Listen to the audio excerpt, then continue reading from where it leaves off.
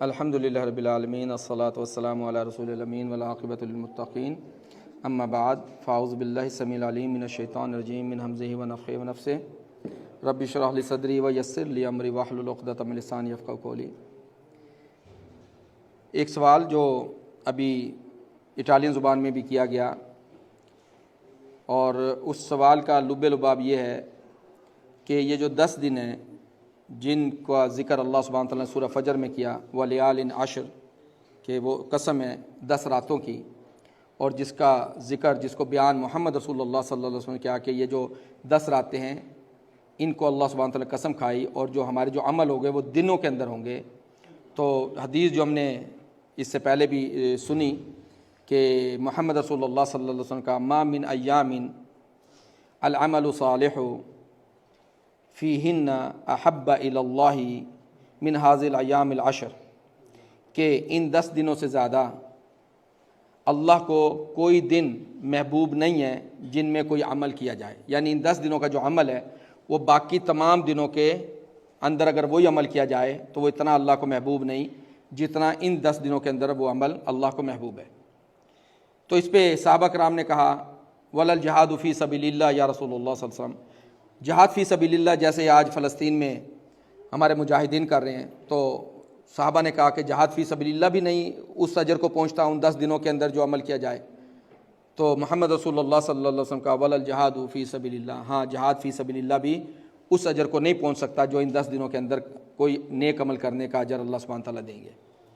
پھر اللہ کے نبی صلی اللہ علیہ وسلم نے فرمایا کہ اِلَّا الرَّجُلُ خَرَجَ بِنَفْسِهِ وَمَالِهِ فَلَمْ يَرْجَعْ مِنْ ذَلِكَ بِشَيْءٍ، ہاں اس صورت میں کہ کوئی شخص اپنی جان اور مال کے ساتھ نکلے اور پھر اس میں سے کچھ بھی واپس نہ آئے، تو اس وقت ہاں ان 10 دنوں میں جو عمل ہوگا اس اجر کے برابر پہنچ سکتے ہیں۔ تو اتنی امپورٹنس اس کی کیوں ہے؟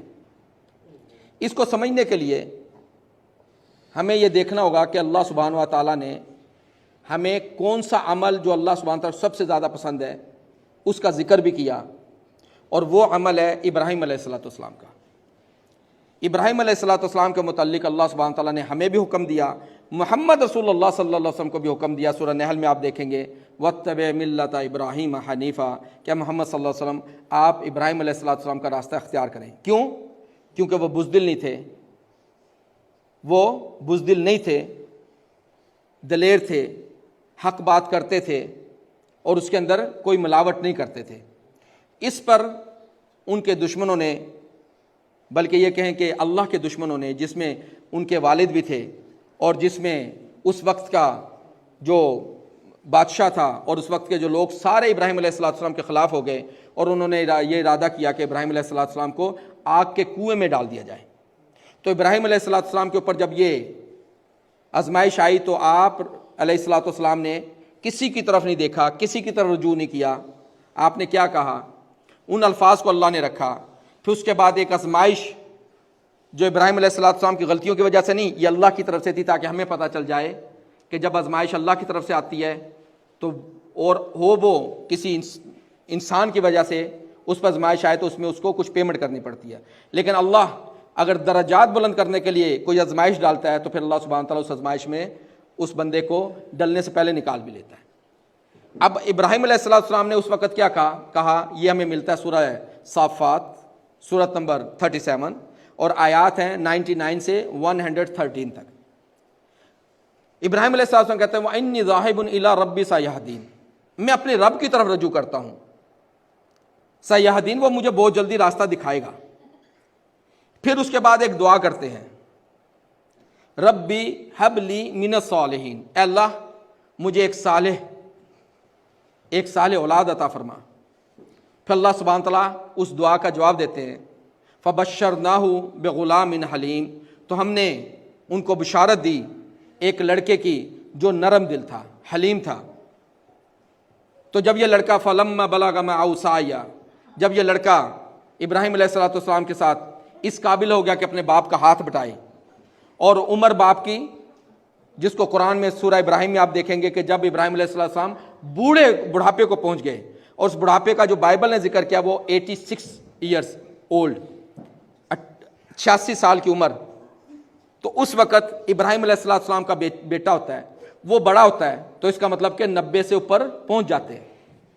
اب کوئی امید بھی نہیں کہ اس کے بعد اولاد ہوگی کہ نہیں ہوگی. تو جب انہوں نے دیکھا بیٹا اب ساتھ بھاگ دوڑ کر رہا ہے، تو اللہ نے ایک آزمائش ڈالی. تو ابراہیم علیہ السلام کہتے ہیں قولا یا بنیا انی ارا فی المنام انی اذبحک فانظر ماذا تری. او میرے بیٹے، میں نے خواب میں دیکھا کہ میں تجھے ذبح کر رہا ہوں، اب تو بتا تیرا کیا خیال ہے. اب یہ باپ جس کو پتا کہ اکلوتا بیٹا ہے، کوئی دوسرا ہے نہیں بیٹا یا اولاد، وہ اپنے بیٹے سے یہ ارادہ ظاہر کرتا ہے کیونکہ خواب نبی کا اللہ کی طرف سے ہے. تو اب بیٹا آگے سے کیا جواب دیتا ہے؟ قالا یا ابت افعل ما تؤمر، اے بجان آپ کیجئے وہ جس کا آپ کو حکم ہوا ہے. ستجدونی انشاءاللہ من الصابرین، اور آپ مجھے پائیں گے صبر کرنے والوں میں. باپ نے اپنا خواب بیان کیا، بیٹے نے اس کو قبول کیا. پھر اللہ سبحانہ تعالیٰ ابھی دیکھ رہے ہیں، یہ نہیں کہ اللہ کو نہیں پتا کہ کیا ہوگا، ہمیں بتانے کے لیے کہ ان 10 دنوں کی قیمت کیا ہے، ان 10 دنوں کی اہمیت کیا ہے. فلما اسلم، جب دونوں نے بات مان لی، اللہ کے سامنے سر تسلیم خم کر لیا دونوں نے. وَتَلَّهُ لِلْجَبِينِ، اور ابراہیم علیہ السلام نے بیٹے کی جو جبین ہے، جو ماتھا ہے، وہ زمین پہ رکھ دیا.